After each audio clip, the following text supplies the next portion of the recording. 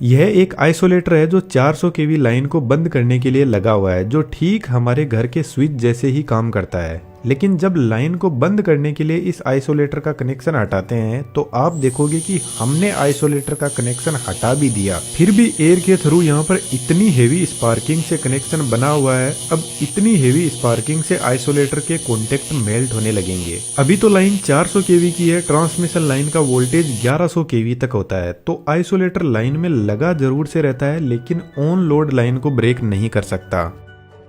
तो लाइन को ब्रेक करने के लिए एक पावरफुल डिवाइस बनाई गई जिसको बोलते हैं सर्किट ब्रेकर। यह 132 केवी से लेकर 1100 केवी तक किसी भी लाइन को ब्रेक कर सकता है एकदम सेफ्टी के साथ में। और लाइन में यदि कोई फॉल्ट आता है तो भी यह अपने आप ट्रिप हो जाता है। आप जो सर्किट ब्रेकर देख रहे हो वह SF6 सर्किट ब्रेकर है। तीनों फेज के लिए सेम मैकेनिज्म होता है, लेकिन यह मैकेनिज्म अलग अलग इन बुशिंग में ऑपरेट करता है। जो अपर टर्मिनल है वह मेन लाइन से आता है और ऊपर की तरफ कनेक्ट हो जाता है और लोअर टर्मिनल से सर्किट ब्रेकर का आउटपुट निकलता है। अब इन दोनों टर्मिनल के बीच में ही सर्किट को ब्रेक करने का मैकेनिज्म लगा रहता है।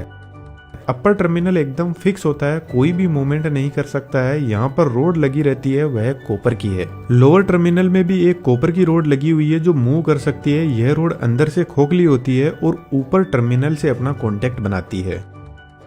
लोअर कॉन्टेक्ट खुद तो मूवमेंट नहीं कर सकता, लेकिन इस कॉपर की रोड को मूव करवाने का मैकेनिज्म यहाँ पर होता है। यहाँ पर लगे मूविंग कॉन्टेक्ट बुशिंग के बाहर से ऑपरेट होते हैं। मानकर चलते हैं लाइन ऑन है और सर्किट ब्रेकर का कॉन्टेक्ट बना हुआ है। यहाँ पर दो कंडीशन है, यदि लाइन में कोई फॉल्ट आ गया या फिर सर्किट ब्रेकर को हम मैनुअली बंद करते हैं तो दोनों ही कंडीशन में सेम ही प्रोसेस से लाइन ब्रेक होती है। इस मैकेनिज्म के अंदर दो स्प्रिंग लगी रहती है और फिलहाल दोनों की दोनों स्प्रिंग लोडेड है। नीचे एक रिले लगी हुई है प्लंजर सिस्टम के साथ में। सर्किट ब्रेकर के पास में एक करंट ट्रांसफार्मर भी लगा रहता है, तो जब भी लाइन में कोई फॉल्ट आता है तो करंट ट्रांसफार्मर से हाई करंट फ्लो करने लगेगा और करंट ट्रांसफार्मर रिले को बताता है कि सर्किट ब्रेकर से ज्यादा करंट फ्लो कर रहा है, ब्रेकर को ट्रिप करने की जरूरत है। एक छोटा सा क्वेश्चन दोस्तों आपके लिए, यहाँ पर current transformer extremely high current पर ऑपरेट करता है और सर्किट ब्रेकर में लगी हुई रिले मुश्किल से 12 से 24 वोल्ट डीसी पर ऑपरेट करती है। फिर यह आपस में कैसे कम्युनिकेट करते हैं? तो सीटी का हाई करंट रिले से फ्लो करेगा तो रिले ऑपरेट होगी और इसमें लगे प्लंजर को बाहर की साइड में फोर्स लगाएगी,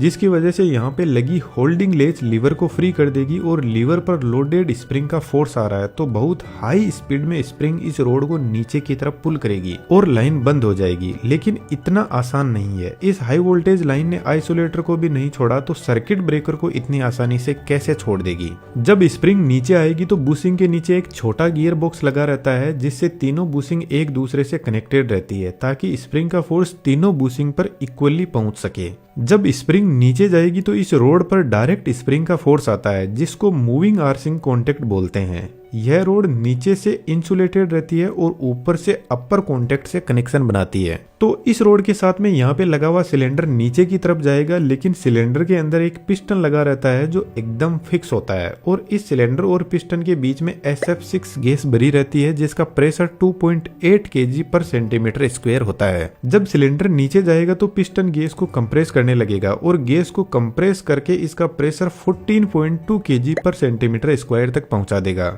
जैसे ही यह कॉन्टेक्ट एक दूसरे से दूर होंगे तो जबरदस्त आर्क जनरेट होगी, लेकिन पिस्टन गैस का इतना प्रेशर बढ़ा देगा कि इस नोजल से हाई स्पीड में प्रेशर से SF6 गैस इन दोनों कॉन्टेक्ट के बीच में आने लगेगी। SF6 हाईली इलेक्ट्रोनेगेटिव होती है तो यह नेगेटिव आयंस में कन्वर्ट होने लग जाएगी जो इलेक्ट्रॉन से ज्यादा हेवी है। तो इन दोनों कॉन्टेक्ट के बीच में जो आर्क जनरेट होगी उसको यह खत्म कर देगी, क्योंकि इसके जो नेगेटिव आयंस है वह हेवी वेट की वजह से इसकी मोबिलिटी को रिड्यूस कर देते हैं, जिससे जितने भी फ्री इलेक्ट्रॉन्स है वह मूव नहीं कर पाएंगे और वहीं पे खत्म हो जाएंगे। SF6 गैस का प्रेशर और टेम्परेचर बढ़ने से यह लिक्विड में कन्वर्ट हो सकती है, तो यहाँ पर साइड में हीटर लगे रहते हैं जो इसको लिक्विड में कन्वर्ट नहीं होने देती, क्योंकि गैस लिक्विड में बदल गई तो फिर तो लाइन ब्रेक होगी ही नहीं। फिलहाल सर्किट ब्रेकर को तो बंद कर दिया, लेकिन एक रिस्क यहाँ पर अभी भी बनी हुई है कि इन सर्किट ब्रेकर के कॉन्टेक्ट के बीच में दूरी बहुत कम है, इसलिए सर्किट ब्रेकर के बाद में आइसोलेटर लगा रहता है। तो जब हम मैनुअली सर्किट ब्रेकर को बंद करते हैं किसी लाइन पर काम करने के लिए, तो सर्किट ब्रेकर को बंद करने के बाद में आइसोलेटर को जरूर से ओपन किया जाता है डबल सेफ्टी के लिए, क्योंकि जब इतनी पावरफुल लाइन सडनली ब्रेक होती है तो सर्किट ब्रेकर के कॉन्टेक्ट पर बहुत ज्यादा स्ट्रेस पड़ता है, क्योंकि अब तक जो करंट हाई स्पीड में फ्लो कर रहा था उसको कोई पाथ नहीं मिलेगा जाने के लिए, तो सर्किट ब्रेकर के कॉन्टेक्ट से करंट वापस पीछे की तरफ रिफ्लेक्ट होने लगेगा।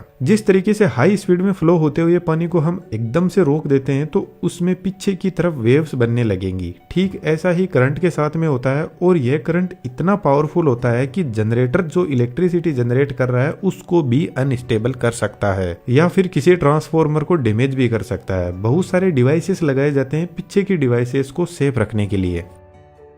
तो जनरली जो पावर ट्रांसमिशन लाइन होती है उनको ब्रेक नहीं किया जाता जब तक कोई इमरजेंसी कंडीशन या कोई जबरदस्त फॉल्ट ना हो। आपने देखा होगा कि हमारे लाइट चली जाती है लेकिन जीएसएस में एनी टाइम अवेलेबल रहती है। वह इसलिए क्योंकि इन लाइन को ब्रेक करना बहुत चैलेंजिंग काम होता है। 132 केवी है, इससे जितने भी छोटी लाइन्स है उनको आसानी से ब्रेक किया जा सकता है, जिनका बड़ी लाइनों पर कोई खास फर्क पड़ता नहीं है।